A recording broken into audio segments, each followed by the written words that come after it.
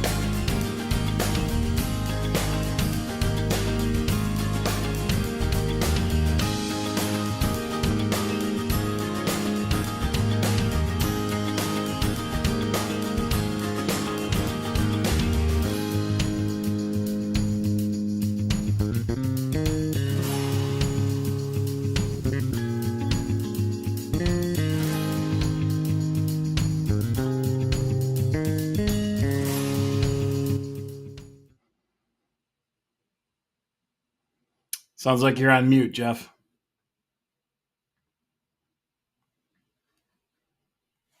No sound coming on your end.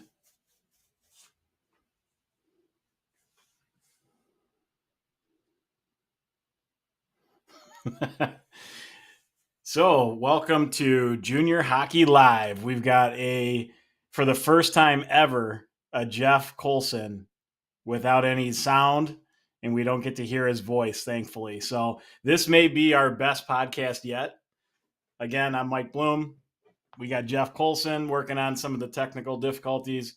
But one of the things we wanted to talk about today was a couple different things. But, over the past week, we had the All-American BioSteel, which is a huge event for the future draft players of this year.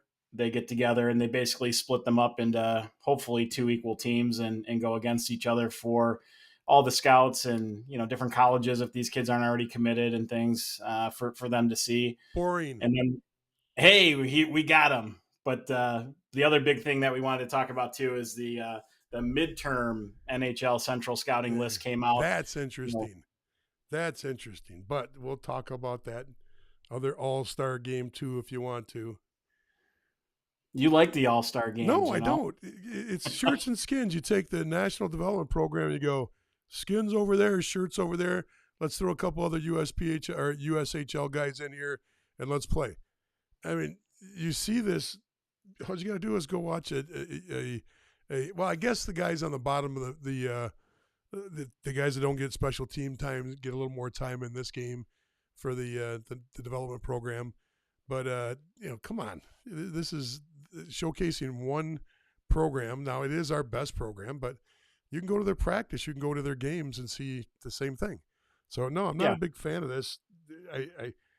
I think there's too much that high level kids already at that level pressure they have on them, and it's just another added pressure. I guess it's like this in every sport though. If you're a high level football player, you're doing these kind of reveals. If you're doing any kind of showcases for basketball, you're doing the same thing. So it is what it is, but I'm not a fan. I don't see anything new in this that there's nobody that comes out of this where you go, wow, did you see that? There's some good highlights, but nobody's going to really hit. Nobody's going out there to go 100% and dive in front of shots because they got a regular season to finish.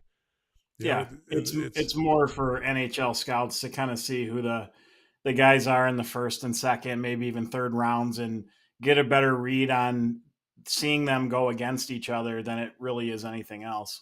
I fully agree with that because there are some NHL programs that, they rely very little on these. We're going to talk about the Central Scouting List. They don't rely on the Central Scouting List. They go out and do it themselves. So it does put these kids all in the same place that are NHL eligible. But if it was real, why wouldn't they have the all the North American leagues in there? Yeah, we've only got a few guys in the NHL that are draft eligible, but there are some guys in the NHL. There's some BCHL guys. There's some AJHL guys, and even if it expanded into 2 games, why don't you put them all under one roof so you can see everything going on? I just not a fan. Not a Well, they fan. kind of do that at the scouting combine, and Well, that's a different event though. I'm talking about yeah, this event. This highly publicized, over-sponsored event that draws a lot of attention and a lot of money into the coffers of USA Hockey. There, I said it.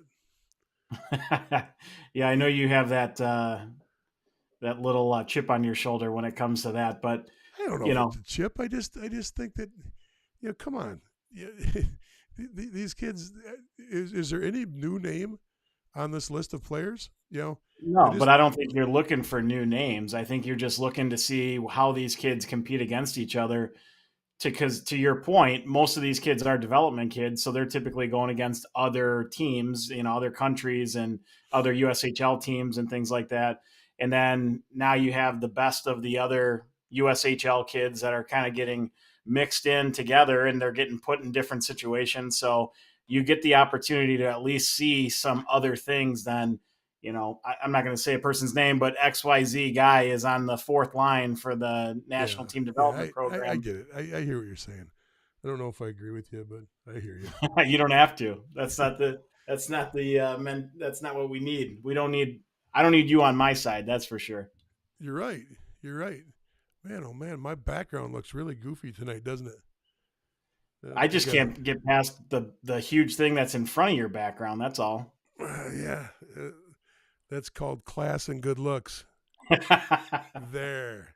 Now I got a little bit of a better background going. So anyway, Jeff Colson here.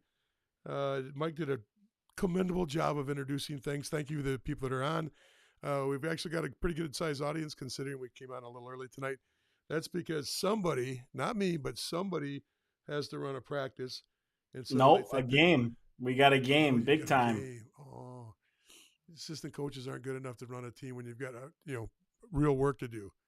You That's can't right. turn it over and I forget you get the big bucks. You're actually paid, so you got to be there. Hope I didn't let that. That's not. I want to be there, is what you meant to say. That's what I meant to say. Is that you want to be there? You definitely want to be there. Okay, That's right. so a couple things. If you want to comment, please comment. Tell us where you're at. Tell us what your thoughts are. What you want to talk about. Remember, this is not the other Junior Hockey Advisor podcast. This one is literally just talking about juniors, coaches, players, leagues, teams, and we're not talking about the evaluation process of individual players looking to move up from 16s and 18s. We're literally talking about the leagues themselves, the players themselves, and how this works for juniors. So good to see Frank on. Frank, good to have you. TM, good to see you. Thanks for coming on. We've got some. Oh, now they're scrolling in. Very good. We're picking up a good audience, and we've got people actually commenting. So you That's notice great. when I was muted, there was 0 audience, and then as soon as the mic came on, boom! It just Is went that what happened? boom like that. I wouldn't know because you got all the controls on your side. Well, you're right. So, excuse me. I do. Mike thinks I'm coming off my 4th case of COVID in the last 2 months, but uh, I'm on the road a lot, and I was on the road this weekend in Ann Arbor. Mike, you were on the road in Michigan too. We're about an hour and a half apart, so we didn't really, thank God, have to see each other. But cold, wet, lots of travel. Man, oh man, am I susceptible to that kind of stuff? Seems like I always get hit with this stuff. So hey, it is what it is. It's part of the job, eh? So That's right. it's also It's good not hockey. easy I when should you're in say a cold ice rink. I saw some hockey this weekend. I'm going to leave it at that. It, there are teams that play well when you come out and watch them, and there's and some teams don't. And this was a matter of I didn't see the best of all hockey this weekend, but you got to see good and bad. Now there were some good players, there were some teams that were looking good, but overall, I would give this a B minus C plus weekend for the scouting. I didn't walk out of there overwhelmed. Let's put it that Yeah. way. Uh, So when you're in there scouting teams, whether it's this weekend or any weekend, how much weight do you put in the about actual 300 team? pounds. How much weight do you put into the team structure and the players doing, repeatable things that you might be able to see from a team standpoint, Yeah, not necessarily an individual yeah. standpoint? So if I know the coach or I know the program, and I've watched them evolve over the year, that's very, very noticeable. If I know a team runs some kind of a system collapse into the corner or a man-on-man system, or they play a box and one, it doesn't matter. I mean, some of the stuff, yeah, you don't see much except for teams that just aren't coached at the same higher level. But you do see it. You see some coaches that don't put much effort into D zones at all. So you watch players struggle all year long that if they were on a team with a little more structure, probably could flourish on those things and could actually improve and be ready for juniors. So when I'm out there watching this stuff, um, I do put weight into it in situations where I know more about the program and I know more about the coach, his background, how he coaches, and most of the Detroit programs, the HPHLs, the Independents, the Tier One elites, and I'm talking about the Bells and the Honeybanks, Little Caesars, CompUWare. Most of those programs, I know how each of those coaches work, so it's very easy for me to go, oh, okay, the kid's getting it, he's picking it up, or he's just lost out there in a system that a coach wants. So those are easy. And it's the teams I don't see very often. Then I'm just looking at the skill base and for hockey sense, and just basically looking to see how the kid, uh, how he moves around the ice, what he's looking at, where he's looking, and then if I don't know the system, a lot of times I'll either try to get behind the bench where I'm in earshot, or I'll just watch what kind of conversation he's having with the coach when he comes to the bench, and if the coach is pointing to certain parts of the ice or getting the whiteboard out, I'm trying to pick out as much as I can from that too. So I'm sure you do something similar, but that's the way I go about it. Yeah, pretty much similar to what you're doing, and it's one of those things where I hate watching games at the very beginning of the year because it's still spring hockey and it's a lot of individual play and one-on-ones and guys trying to do way too much, and then as the season comes along, teams start settling in. Not only defensively are they taking away more space, and then a player has a little bit more resistance coming through, but it's nice to see if they understand how to play the game with the other four guys on the ice with them and against the other five that they're playing against, or if they're just going 1-on-5. And Yep. even if they're really talented, do they understand or see the other players on the ice? And I kind of asked that question because it alludes to just the scouting process that I think these NHL guys have to go through watching that BioSteel game, because there's very little defense that's played in that game. There's probably minimal structure. It's more, schemes that they're kind of feeding off each other for and Yeah. whatnot. Yeah. And in a lot of cases, it's hard to see what you're supposed to see other than And you just got the D how carrying the talented puck they more are. than they normally would. You got guys that are carrying the puck out versus getting the puck up quick, and sometimes it means a little bit more selfishness. Sometimes it means some bad plays in the back end. I mean, overall it was fun to watch. He had 9 goals in the game. It was 6-3 game, but Yeah. one of the things while we're on the topic of just scouting in general, uh, you know, I had a parent sitting 2 rows behind me, a couple rows up, 10 feet apart away from me this weekend. And I'm just sitting there. I just popped into this one game for a little bit, and a kid scored, and it was clearly their team that scored, these parents that were behind me. And I'm sure the lady knew I was there scouting because she immediately got up. She didn't ask any of the other parents, got up, walked down towards me and said, "Did you see who scored?" And I went, "No." And she went, "Oh." And then she proceeded to tell me who scored, which was interesting because why would you come down and ask me who scored? And I said, I don't watch the puck. And that's one of the things when you get a little more advanced in scouting is I'm not watching like a fan. I might have picked out a left D or a right wing, and I'm watching everything they do with or without the puck. And they're Right. telling me where the puck is because of where they're positioned, where their eyes are at, and how they're reacting with their body. And so when she said that, I just said, I don't watch the game like a fan. I don't watch the puck. And she went, oh, and kind of, Prissy all went back, sat down, and I could hear her talking to other parents. Well, he doesn't even watch the puck. I don't know what he's doing over there. And it just made me laugh because I'm thinking 95% of the guys that do this aren't watching the puck like a fan. They're not Right. watching to see, oh, here he comes. What is he going to do with it?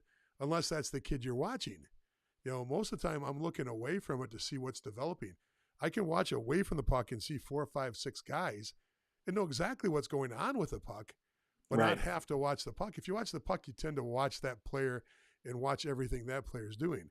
If you look away from the ice, you can see where angles are at, where sticks are at, where body positioning's at, and what's opening up. And oh, that kid's opening up. Does the other guy pick? There's just a lot more strategy on the backside versus watching the puck all the time. So, little hint out there: if you're in the stands and you see a scout, and you go over there and try to pump up your player by asking the other guy if he saw the goal, he's probably going to tell you something similar to me, or he might actually know who your son is and just go, oh, okay, and just kind of take that little thing and scratch it off there. I'm not saying that'll happen, but anyway, all right. You want anything else to say on the BioSteel game? You want to get in the stats at all? I mean, if you want to, just look at some of the players who had scored or whatnot, I think, Will Smith is probably the highest rated player on the national team development program. He had, I think, 2 goals in that game. He definitely is a difference maker. He looks like he's got the body type too, to where he's going to be a little bit of a more of like I don't want to say Matt Boldy because they're different players. One's a wing, one's a center. But he's got that body type where he's going to be a little bit of a different player than, typically the national team development guys that are, a little wiry and, real handsy and, like the Zegrises and the Hughes and those guys. He's a little bit of a different player, but he kind of reminds me, I'm trying to think of a good comparable for him. Maybe like a Dylan Larkin, who's more of like a 200-foot player, just kind of heavy, but, has all the skill you can need. But one's right, one's left. But, he was fun to watch just because I like that style of player that's a little bit heavier. You can't really bump him around. There's another U.S. player, that Charlie Strammel, who wasn't in this game, but he was obviously on the U.S. team at the U20. He's another U.S. player that's like a big body, like a James Van Riemsdyk. I like that we're starting to get some of those guys back into the game instead of, all just small skill, good edge type players. We need a little mix of, some bigger bodies in there too that can 6'3", play. 212, University of Yeah. Wisconsin kid. He's a big boy. So, hey, Yeah, look, he's I a see big a lot boy. of questions coming in. We'll get to your questions a little bit. Let us talk a little bit about the 2 topics. Then we'll spend a little time delving into some of the issues you guys have brought up. And I appreciate it. Just hang on. Good to see some names we haven't seen in a while. Mary Jo is back on. Haven't seen her in a little bit. So good to see you on. Good to see Taylor, Michigan on. I don't know who Taylor, Michigan is because, once again, depends on which stream I get it from. On the main comment screen that I've got in front of me, it shows up as Facebook user. So I'd have to actually go back onto Facebook and put that down. So good to see Mark on there. Andrew, good to see you too from Brunswick, Canada. I will answer one question about this. When we talk about the leagues, a question came in and said, first of all, do we place players? Junior Hockey Advisor and this stream that we do, Junior Hockey Live, we're not advisors, okay?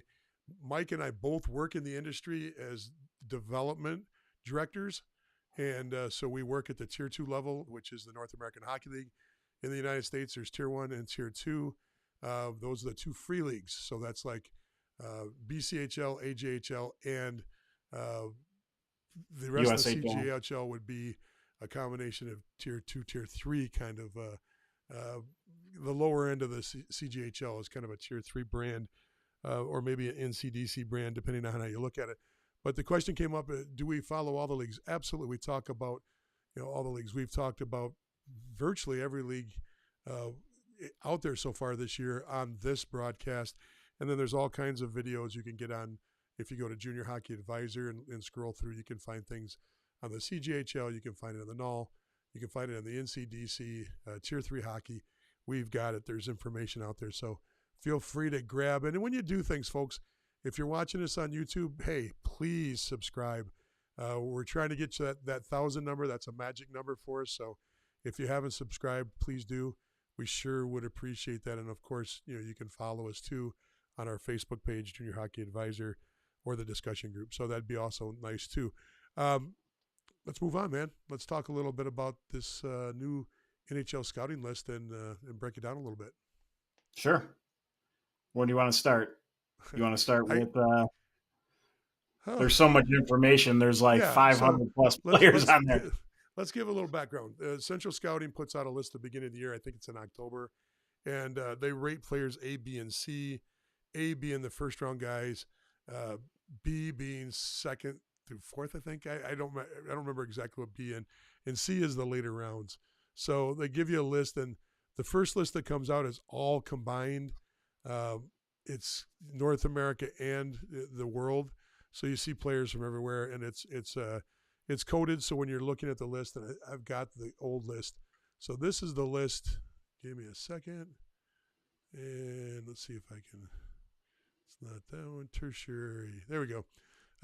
On the left here, that's the original list that comes up, and I'm going to bury this in a second. But you can see it's listed with the A rankings to the left of their name. The first thing you see is North America, but then it'll say international. So it's either an international player, North America, and that's their rankings. You see the A, and if I scroll through there's all the A players. There's not very many.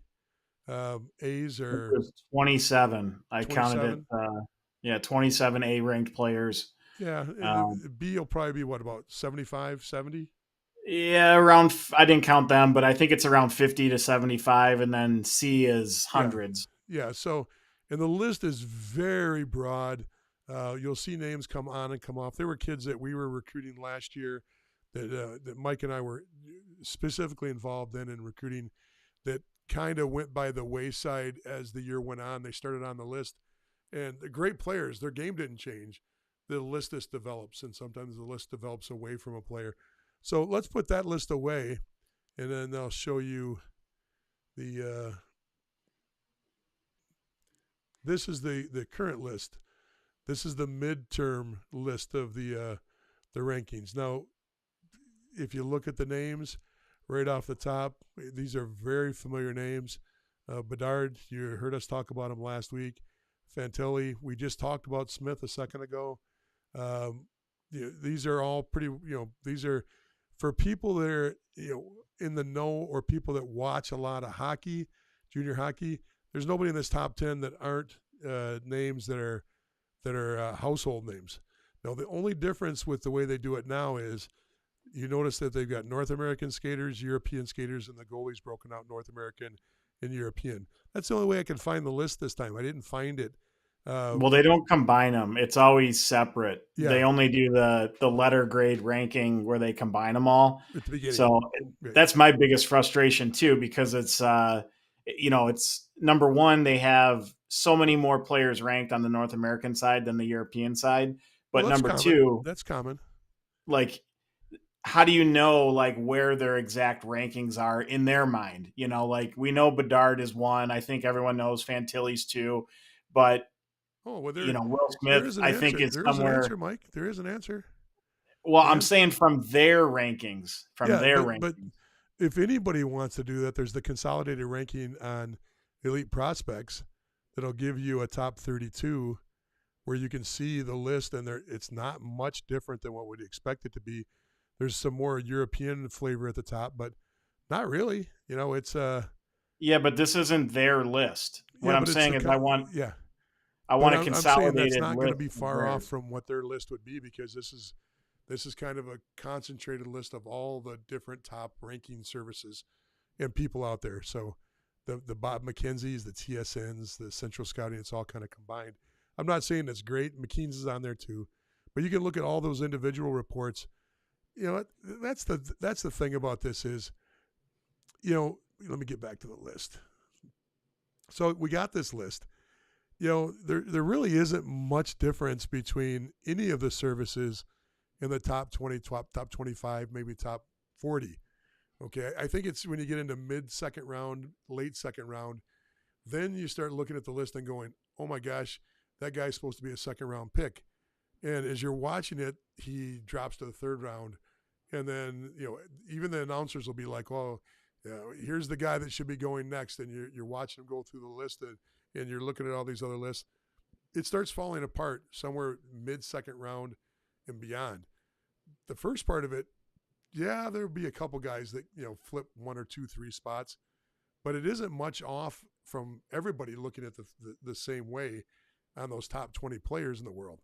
Do you see the same thing, Mike? Every year I watch the draft, I kind of go through it with a pencil and check off guys, and it's more of a geek thing, but that's the way I'm It's kind of funny. seeing it. I think maybe 2 drafts ago, in the first round, Toronto drafted a Russian player that wasn't even on the central scouting list at all, and they've drafted him. I think what was his name, like Arminov or something like that. They drafted in the first round, wasn't even on the central scouting list. And then last year, Detroit in the third round drafted another Russian player that wasn't even on the central scouting list either.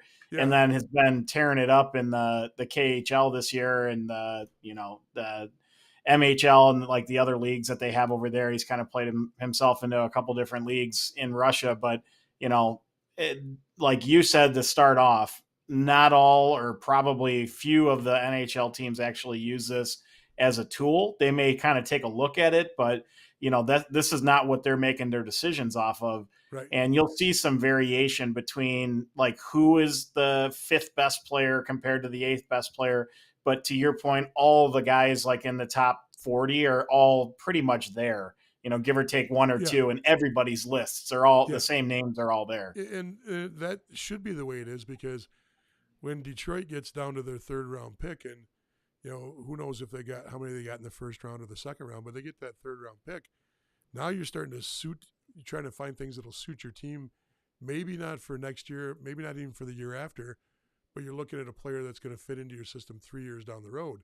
And right. Detroit's always been notorious for, just sucking the life out of the late rounds of the draft and picking up really good players late. And then, people kind of forget about those draft picks for 2 or 3 years, and then boom, they hit the scene, and they're already coming in playing like stars. And we don't even have to go through the names like Lindstrom and, geez, who else they got? Datsuk, Zetterberg, Fedorov.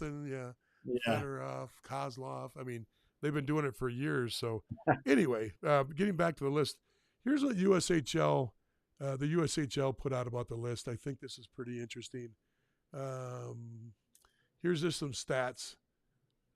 60 active players, 53 skaters, 7 goaltenders. That's the highest league amount of players that are on this draft list from any league. OHL, WHL, the Q, the BC, any league. This is the highest, and it beats their number from 57 from last year. 72 players with ties are broken down to 37, 40, 24 defensemen. That's great. It's coming off last year's draft, which saw 57 selections. The USHL now had 50 or more NHL draft picks in each of the last 5 drafts, and now has 990 NHL draft picks all time, including 4 first overall picks, which if you notice, their overall picks have just started cracking. You had 1 in 2000, but it's the 2000s when you started seeing the U.S. numbers there. But by the numbers, this is pretty impressive. 16 clubs have at least 1 player represented. 14 clubs have multiple players listed. 12 teams have tied to the midterm list are league alumni. So six from Youngstown, 5 from Green Bay, 4 from the Steel. That Youngstown number, we have close ties with the management there. No surprise there for me, just knowing how it works. No surprise with the Steel. A little bit surprised by Green Bay. Good to see them. I didn't read that right. 5 from Green Bay, Sioux Falls, Tri-City are all in there. So, but then you got a list of the names too. So, just good information across the board. This is really, it's I guess the best way to put it is, right now these draft lists are dominated by the USHL. Uh, you add the USHL with the National Development Program. There is no better league right now than that league. There is no way to argue it. There's no way to say there's no ands, ifs, or buts about it. Just to give you a little bit of the numbers on this, total CCHL, BCHL, OJ, if you take all of the CJHL teams in Canada, which is the junior A level, including the BCHL, your number is at 12, 18, 19 players, 20 players. OHL is at 61 to this list of what they say, 70? 72. 72. OHL is second at 72. The Western League, which is Canadian Major, 54. The Q, 38. That's Canadian Major. So, yeah, you could add all of the major leagues up together, and of course that would be the dominant level, is at Major Junior A. But individually, those leagues just don't hold a candle to a very relatively small league by the amount of teams. Which is 16. 16 teams. So, where do the other players come from? High school, 8 players. Prep, 8 players. The NOL, 3 players, which that's about right. AJ, OJ, BCHL. AJ, 8 players right now on the list. That's significantly high for that league, but that's Spruce Grove. That's Brooks for the most part. OJ's got 4. That's 2 to 4 is what I expect there. The BCHL, it's 6. That's hitting right in their they're in their right in their batting groove right there. I expect it to be around there. So the only And number that go ahead. the Null actually had 11 that were tied to the North American League. It's hard now because some of those guys have worked themselves into the USHL, but they started, this season on a Null team. Yeah. The goalie from Chippewa Steel. We talked about him after the World Junior podcast we did. The Adam Guyan, he played his whole season so far for Chippewa Steel in the North American League, and then now he's playing in the USHL. He's figured into both the USHL list and the NOL list when you look at it. So, it's one of those things where, honestly, if you look at that list, this whole list that they put out, the NHL scouting, the one thing I can say is the World Juniors has a huge influence on their list. And Absolutely. when we look at those A's and B's and C's, and I forget how many total players they did their initial rankings in October, and Adam Guyan was not even on their list. And if you look at the top North American goalies, he's now 4th. So it just goes to show you how much influence that particular tournament has on their overall rankings. Yeah, and you could go through the list. I mean, I went through it earlier today and looked at the guys that moved up or moved down on the list, and there are names that have completely dropped off. You'll also see that there's names on there that are literally just names that might be legacy names. You see a lot of that for that first list. The legacy names. What I mean by legacy names: Dad's a prominent college coach. Dad's a prominent college player from years ago, NHLer. A lot of somebody that's carrying some legacy into hockey, coming in with a family background, and then those names seem to drop off. Not all of them. I saw one on there that player that played for Detroit. His dad coached in Grand Rapids for years. Knuble. He's still on the list, and rightfully so. He's having a good year in the USHL. But you see that a lot on the list, and so it's almost like that first list you see is almost a little bit of a vanity list where, they kind of put some names on there that may not make it, but makes people feel good. Yeah, I saw my neighbor's kid on there, Barney, and then it kind of starts solidifying after the World Juniors. So that's just the way I see it. We got a lot of new people on there. I want to say hi to Keith in San Diego. Andrew's on. Good to see you, Andrew. The list I showed, the USHL does have a section. It's the Central Scouting List. It says the title is Players with USHL Ties, and the number 72 on there. Excuse me. So yeah, I did pop that on there. Um, Francisco from Chicago's on.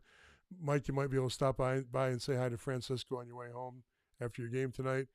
We've got Chaz Gus Charles on from Is he on from Massapequa? Okay, I thought it was Mississauga at first.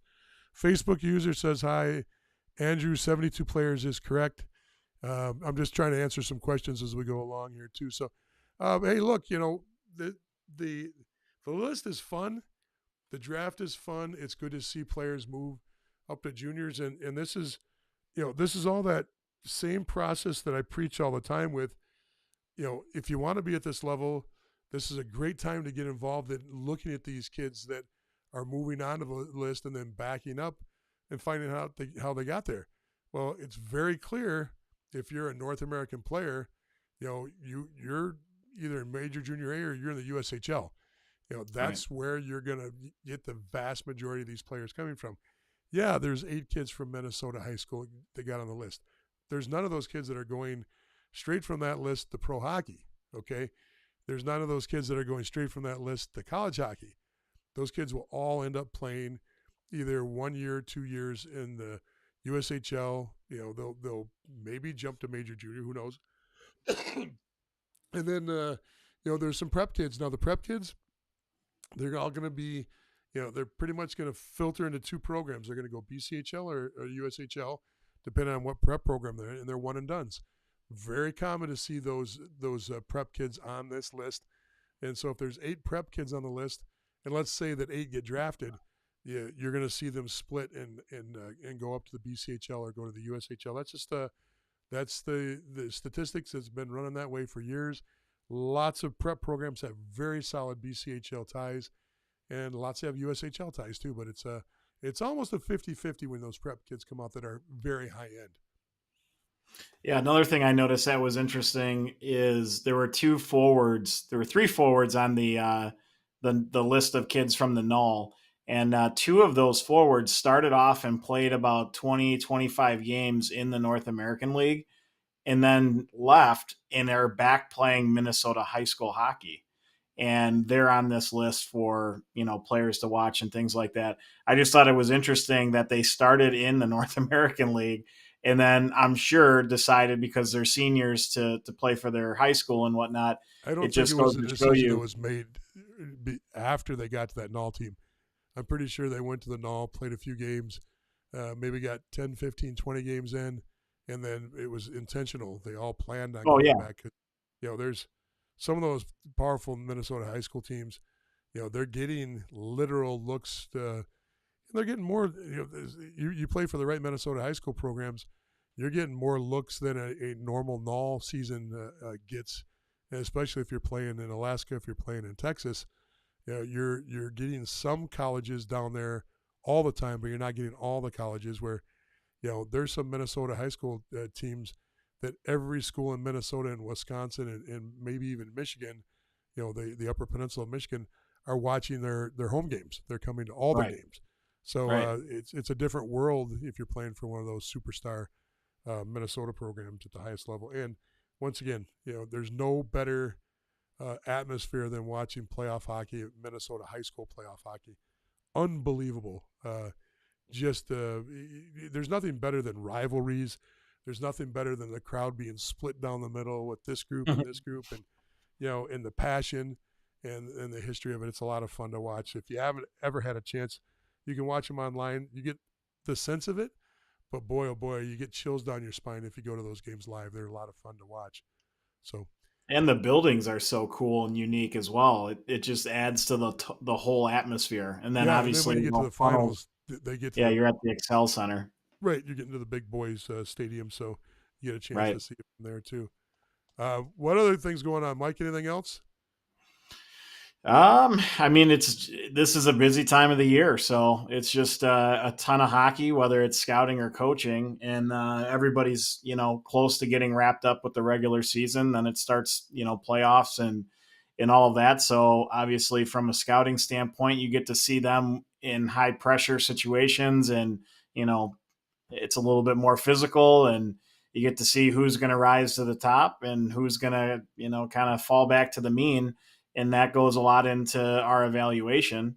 As a coach, we're kind of in the same boat where we're putting in a couple new installs to make us a little bit more difficult to play against, and hoping that our teams can pick it up and execute. So this is a fun time of year for a lot of different reasons. But You think you're on TV getting interviewed for your coaching style right now? Yeah, I do. You pulled the playbook. You got to put everything on tape. We just get the puck deep, and then we change, and we hope that everybody's. We want possession. We're not getting the puck I'm just deep. talking about the style, man. We got to liven this up a little bit. Let's take a question or two. All right, TM asked, "Thanks, guys. Really appreciate all the information. Any thoughts on the new Colorado Grid expansion team in the NHL? Good for the league or watering it down?" Oh, that's a great question. Go ahead, Mike. I think it's great for the league. I think that ownership group is, committed to put a good product on the ice. I think some of the travel is going to be a little, because they're going to play in the South Division. So, Jeff and I were kind of joking about this the other day. There's some locations in the South that's going to be a challenge. If you're in Corpus Christi and you're far south Texas and you got to make a drive all the way up to Colorado, that's going to take some time to get there. But overall, is it watering it down? I don't know. That still remains to be seen. There's still some teams that struggle to field really strong teams, and they're not getting the best players. So what I think is going to happen is the top teams, there's some perennial top powerhouse teams. Those teams are still going to get all the best players for the most part. They're still going to have most of their teams advancing to Division I and things like that. And then there's going to be probably a pretty significant middle of the pack. And then there's going to be some of those bottom teams that are just going to be so much worse than like the top teams in the league that they're just not going to have a chance. So, well, you're absolutely right. Remember, you've got 16 teams at the USHL level, so we don't even have a 2-to-1 ratio at the NHL to the top league. Right. So the second level down, right now, with 28 teams feeding 16, and if you look, we've covered this a lot of times on here where we actually break down the USHL and show you how many bodies come out of the NHL.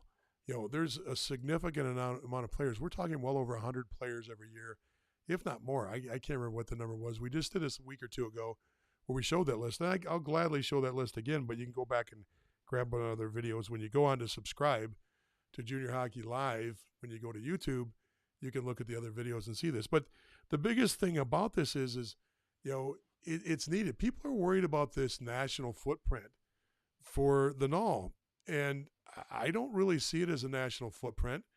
We really don't have the West. We have the Southwest. We have central meaning from the middle, central, Midwest up through Minnesota and the Dakotas. That area is kind of covered. And then you really don't have Michigan covered. You don't really have Ohio covered.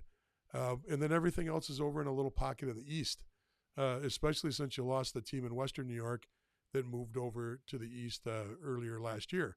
So Rochester's picking up another team. That's true, but Rochester's had an all team before. We'll see, if that lasts and how it lasts and how that forms up with the East.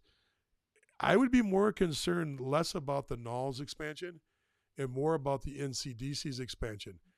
The NCDC 7 years ago used to be the EJHL, the Eastern Junior Hockey League. Now, why is that important? Because the EJHL did the exact same thing with the exact same ownerships. The owners of the EJHL teams brought on the EJHL South. The product was never intended to be at the same level. The product was intended to generate more teams that could, sell their brand as being EJHL teams, but they're EJHL South. They didn't even play the EJHL teams. They played amongst themselves. And the EJHL, for lack of another way of explaining it, just ignored them. They let the EJ South run with the brand. So now you got this NCDC West. Do you really think the NCDC West is going to be playing at the same level as the NCDC teams, which right now the product that the NCDC level has is a Division III product, sans 2 or 3 teams, and that's statistically accurate across the board. There are D1 teams, but they're only going to get 10, 12 Division I commits in that league. Do you think they're going to get 24 Division I commits because they've made it this West Division of the NCDC? Absolutely not. Do you think there'll be crossover games? Do you think the Junior Bruins or the Hitmen are going to go out and play a game in Utah? Absolutely not. Unless that Utah is going to pick up the whole tab and they're going to throw in ski tickets for the coaches and luxury hotels and a private jet, maybe. But that ain't going to happen. So they'll probably do a showcase event where they have crossover games. But yeah, I get your point. Yeah, so I'd be more worried about that expansion than what the NHL's doing. The NHL is still within the parameters of building a good structure, still within the parameters of keeping everything fairly tight. Yes, the South is going to have 9 teams as it stands. We don't know. We may see we don't sit in that executive meeting. There could be a team that's ready to fall out inside of the NHL division. It's happened before. We might see a team drop out somewhere else where these new teams are filling in. It's not uncommon to see 2 come on and 1 come off over the years. So, yeah. But I'm not too worried about the NHL's expansion. I'd be more really concerned about people understanding what the NCDC West means, because there's going to be a lot of confusion on that where people think, oh, I got a tender from an NCDC team. Yikes. Okay. Yeah. Be careful. Just be careful. It's not the same. NCDC product versus NCDC West is going to be completely different hockey. Yeah, and I think, my biggest, I guess, fear is more and more and more tier 3 junior teams that keep popping up everywhere. There's new teams within leagues. There's new leagues that are joining. And with them being all pay to play, a lot of these people that start owning these teams or starting these teams are not in it necessarily for the right reasons, which is to help advance players.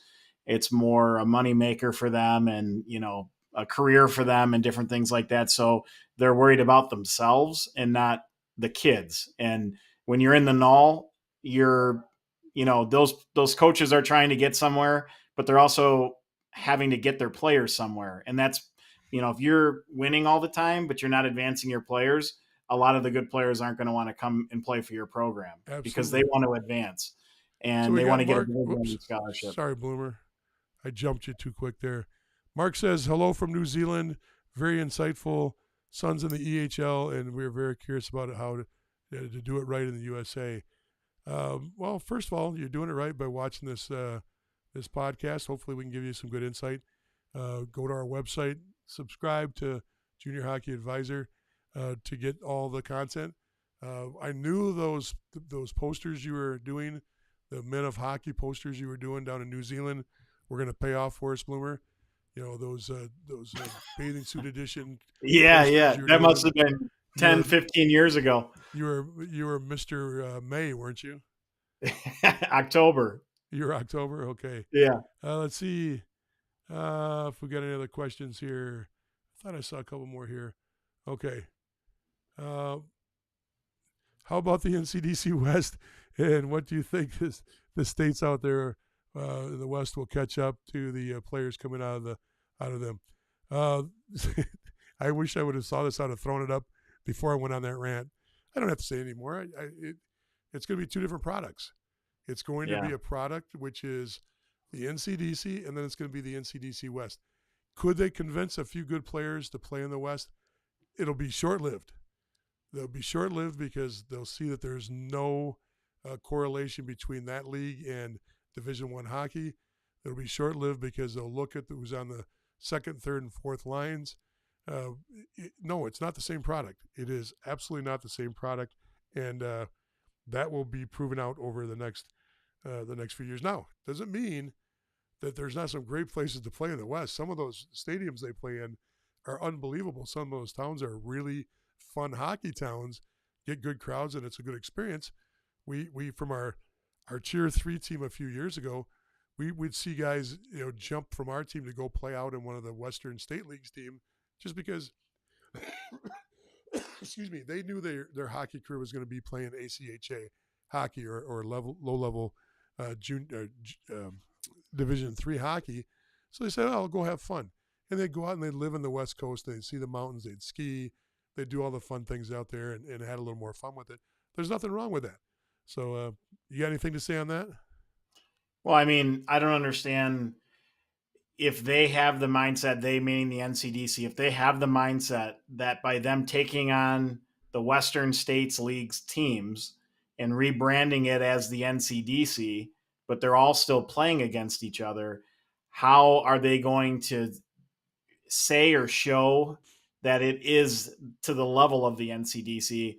You know, they'd have to gut the whole team on all of their teams and then somehow find other players to come in that are of the NCDC ability to take on those spots. It's just impossible to do. And Right. you know, the biggest perk for the actual NCDC is the fact that most of those kids get committed when they're 15 and 16 for a Division I school. Yep. And instead of them going, you know, they're not USHL players, but they're at the ability of the North American League. And instead of them leaving home to go play for a North American League team in Texas or Or they'll stay Louisiana closer to or home, right? or Right. somewhere else, they stay close to home Yep. and they, you know, play for whatever the program is in the They'll play NCDC. for Providence or Boston College, Yeah. BU. There's going to be 30, 40, 50 kids that are D1 kids that are already pre-committed. We're not saying they And don't have commits. that's what props their league up is Right. the fact that those kids stay But because when they you don't have talk to about go anywhere else. fresh commitments, getting a commitment in hand, a fresh commitment, you'll get 2 teams, 3 teams in the NHL in the East League. In the East is not known for being the strongest of the divisions, although they do have the defending national champion right now. They'll have more commitments in 2 or 3 teams than the whole NCDC has as a league. And you'll get some teams in the South or a couple teams in the Midwest that maybe one team has as many fresh commitments as the whole league has. So very Yeah. interesting on that. See, we got a couple of questions here. Here's a interesting one. Mike, why don't you take this one? This one says, "What are your thoughts on a 17-year-old playing New England Prep versus NCDC?" Well, I'd have to know what NCDC team you'd be playing on. I think both are good options, but this is where I get into my depends route because I need to know what's the prep school, what's the NCDC team that he could play on to have a better understanding of what I think the best route is. But the reality is for any kid, they have to be able to play and they have to perform. So if that means playing for your New England prep school team, is for forward, you're a top 6 forward, you're on the power play, penalty kill, all that.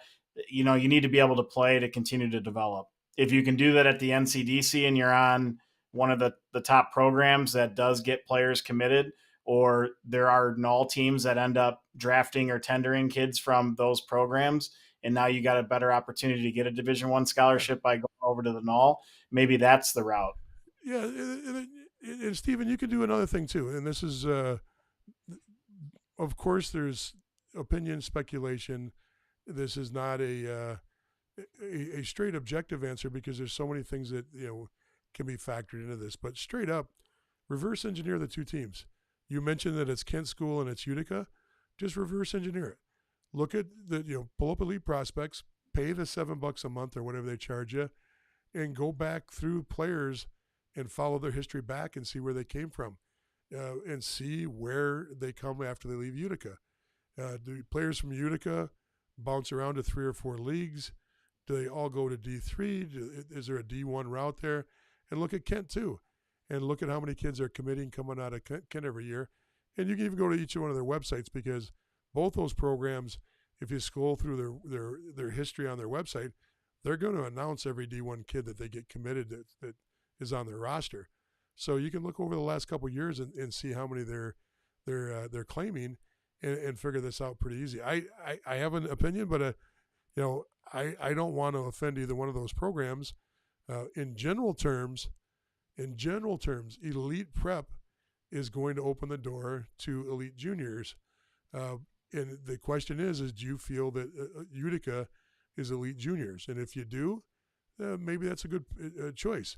If you don't think that Utica is elite juniors, then you have to ask yourself: do you get stuck in a rut if you go play in the NCDC? Is it tougher to get out of the NCDC when you're there? Yes, it is. It's very tough to get out of the USPHL or the EHL or the NCDC to get into the USHL or to get into the NHL once you're there, because now you got to prove against everybody that you're on one of the top players in that league. So there's less forgiveness. A U18 player or a prep player gets a lot more forgiveness for not being the top player and still can move into the NHL or the USHL off of potential than a player that's already playing in the NCDC. Hopefully. Yeah, and sometimes you get yourself in a scenario too where because you're young, you're only 17, sometimes you're kind of buried on the roster just because that team has to play some of their older players because it's their responsibility to have them show well so then they can get committed. And it's kind of like you're paying your dues because once you get to that, you'd want that ice time if you were in your last year of eligibility of junior. So, again, if your kid is an absolute stud and he's on the first or second line because he's just that good, that's a different scenario. But, that's Yep. where you got to kind of understand what those options are. And to Jeff's point, if you go to elite prospects and you try to reverse engineer where the different players are coming from, that's all based on the transaction reports of those programs. So there's no room for opinions or somebody to kind of fudge the numbers a little bit.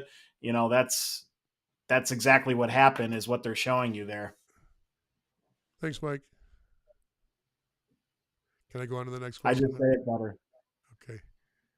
Do USHL and NHL teams factor in a player's grades in high school? Yes. Mike? Yeah, definitely. Because, again, all these coaches want to win. We know that they want to win championships, but really the other piece that is really important for their programs is advancing players. So if you have a player with a low GPA, if you look at a lot of these NCAA Division I colleges that have hockey, they all are pretty academically prestigious in many cases. So if you got a 2.5 GPA and you basically lop off 50% of the schools, you're not going to even be able to get into because of your grades. So, they want to have kids with high grades. It's also valuable for teams if they don't have to give you an athletic scholarship, and they may be able to give you an athletic scholarship because your grades are so high. Academic. Did I say athletic twice? Yes. Oh, Well, they can give that's you okay. an academic scholarship instead of an athletic when you're scholarship. going Then they down can the give wrong money to somebody when you're else. going down the wrong path, it's easy to keep making the same mistake again. I disagree totally. If you're a good enough hockey player, they'll find a way to make you a college hockey player. The truth is, the majority, Mike is completely right. Bloomer's right on the path. If you're an average college hockey player and you're middle to the bottom of the pack, I there's no doubt about it. The only reason my daughter was recruited and wanted at Yale is because she was a 4.0 student. She was told she would sit for 2 years before she saw the ice, or she would, practice and maybe dress for games, but she'd see limited ice for 2 years until things opened up and she continued to improve. But they wanted the grade point, so it's an offsetting thing. If you're going to play at an Ivy, grade point means a lot if you're an average player, because you can literally get on a roster because of your grade point, because they play with it's a little bit more of a complex system in the Ivy. Grade points as a team have to be held at a certain standard, so they do have grade point players on their teams. That's for Ivy schools. Now, you go to any other school, there's always a school of kinesiology on every campus, major campus. So you can always get into one of the easier programs in a college and get a degree. And, no offense to anybody with a kinesiology degree, but it's not chemistry, and you're not in the engineering school, and you're not taking advanced rocket science classes. If you're really good, most players that at the superstar level, like that list that we were looking at, those A-graded players, they're going to be there 1 or 2 years. All they have to do is pass the first year, The second year, they don't even have to. They can enroll, and by the time the semester's over, they can be on probation and not even play this, not even go to any classes the second. That's what happens in the NBA all the time. These guys are one and dones out of Kentucky. They don't even go to class. They don't even try to go to class. So I'm not saying that's the way of hockey, because hockey has the highest standards of any sport. Our GPA always leads the NCAA in every sport. I'm just saying that if you're really good, they're going to get you in. And remember, it's not GPA, it's GPA, and it's the clearinghouse. So you got your ACT, SAT score, and your GPA. And if one's high, the other one can be lower, and vice versa. So I'm not in full agreement there, Mike, because of the top. I agree with you on the bottom, but not on the Well, top. yeah, but that's such a small percentage that, they're great. Honestly, the majority of the guys that are at the top that have, not the greatest GPAs or test scores, they end up going the major junior route of Canada. They're not going to That go could be the true. college route. Yep, that could be true, but some do. Some do. Even in my Yeah. alma mater, there's some guys that get there that their knuckles drag a little bit lower than the rest of us. So it does happen. So I let's see know. I'm those. looking at one. Yeah, yeah. You got a mirror there, or what do you? Okay, here's a good question. Strongest division in the NHL. Boomer, you got it. Hands down, the South. And I don't say that because we're Biased. affiliated with a team in the South, but the reality is more kids get committed out of the South. That's one feather in the cap for that division. And then the other big factor is that usually a team that's battling for the Robinson Cup at the end of the year is a team from the South, and typically it's going to be Lone Star. It's going to be Shreveport. It's going to be at the time Amarillo. There's a lot of teams that are always constantly Yeah. battling for it. New Well, Mexico last year. 3 out of the last 5 cups have come from the South. That's Yep. that's just one way to look at it. The defending champion uh, last year was still uh, Lone Star because of the pandemic year. So yeah, the South is extremely tough. Look at the scores of the top 4 teams. They're usually 1-goal games, a lot of overtimes. Uh, yes, the bottom 1 or 2 teams struggle, but that's there's what do we have now? 7 teams, 8 teams in the South. I think there's 8. Yeah, so there's no doubt about it. There's good teams in each division, but the South is easily the toughest division. So Yeah, um, there's characteristics about each of the different divisions, but the South is usually bigger, heavier. There's more structure. It's more college like, which is why a lot of colleges look for the teams within the South and take their players. yeah, so we got. I don't see many other questions. We'll take this as our last one. We just broke over an hour, and Mike's got to get to his game. My son plays junior B in Canada. How does this compare to the NA3 or to the NCDC? Once again, there's a comparison. Uh, 2 players came out of the Gojo, the Greater Ontario Junior Hockey League, which is Junior B, that's on that NHL scouting list. This last one, the midterm scouting list. So, clearly there's good players. We've scouted. We scouted a player last year pretty hard out of the Gojo, and I only use that because that's really close to where I live, and it's easy for me to watch that league. There's competent hockey, but it tends to be a feeder for the OHL. Really, really young players that end up moving into the OHL that are your top players coming out of that league. And then the other players tend to be players that are, riding out their career playing junior B in Canada. There's nothing wrong with the structure of the leagues. There's nothing wrong with the coaching. It just tends to be probably very close to the NA3. The NA3 is going to get more kids into Division III college hockey only because there's more kids that want to go play Division III. Excuse me. More kids that want to go play Division III out of that league, specifically because of the fact that it's in the States. Mike, what do you think? Yeah, I think you hit the nail on the head. I think that's hopefully you're using it as a stepping stone to get to the higher league, and that's really what somebody in the NA3 should be doing as well. That's what somebody in the NCDC in many cases should be doing also. But you're going to get kids like we talked about earlier from the NCDC that are, Division One talent and get commitment into Division One. You're not going to see that in the NA3, and it's going to be tough to see it coming from Junior B right out of one of those programs. But there's kids that played Junior B and moved up to Major Junior or somewhere else, another higher league, and got their opportunity from there. So I would say it's probably fairly comparable to the NA3. Very good. Hey, we made it through. I didn't cough every time I talked, so that was a plus for tonight. Mike, good luck in your game tonight. Thank you for everybody Thank you for jumping in tonight and participating. Great questions. You can find more information on Junior Hockey Advisor. Please go to our page. Now I'm gonna start coughing. please go to Junior Hockey Advisor, the YouTube page. Subscribe. We'd love to have you as part of the family there. Junior Hockey Advisor discussion. We'd love you to have the part of the family there too. And it's extremely important to realize that we're not advisors. We're just here trying to give you information, and we'd love to see you Sunday night. I'm going to break down. And Mike, if you want to come on and help host it, jump on Sunday night if you want to. We're going to talk about the state of players looking to get into juniors right now. Where are your action plans? What should you have on your action plan?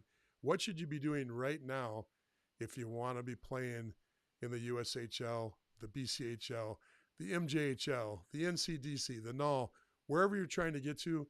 What should you be doing right now? That'll be Sunday's topic. Look forward to having you jump in on Sunday. Thank you, everybody.